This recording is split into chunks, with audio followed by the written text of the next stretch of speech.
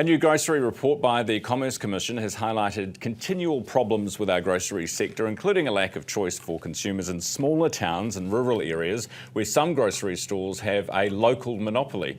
There's also continued dominance of major players in the areas like Taranaki, Waikato, Otago and the West Coast on the top of the South Island as well.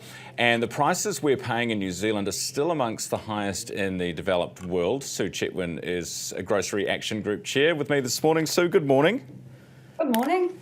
Good to have you on the show. Now, I was interested to read this report that we are only 3%, this is for 2023, we're only 3% more expensive than the OECD average for groceries. Is that bad?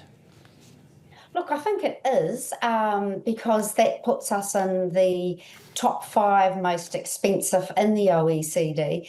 And also, you'll have noted from the report that while prices slowed a bit, that this year they have started to rise again. So we are seeing big increases at the supermarkets throughout 2025.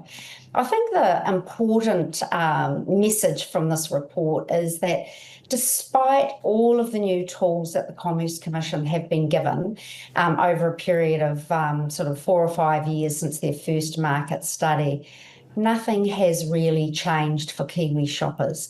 There's still very unhealthy competition, or none. We have a duopoly. We're still paying very high prices. Suppliers are still, small to medium-sized suppliers are also being treated pretty poorly and having to pay quite significant rebates.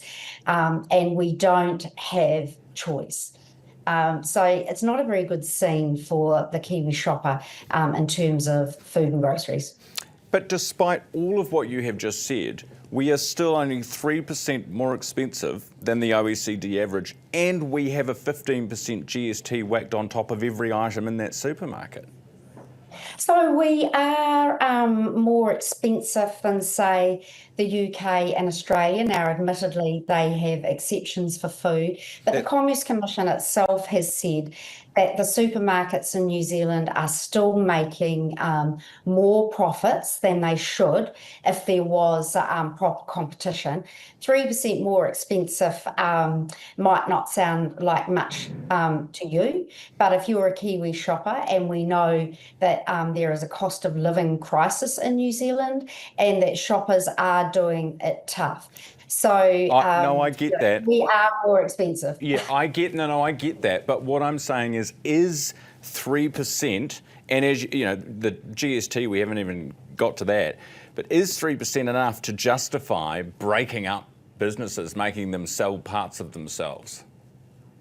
Absolutely, because as I've said, the report, the Commerce Commission has said we are still in the top 5 in the OECD.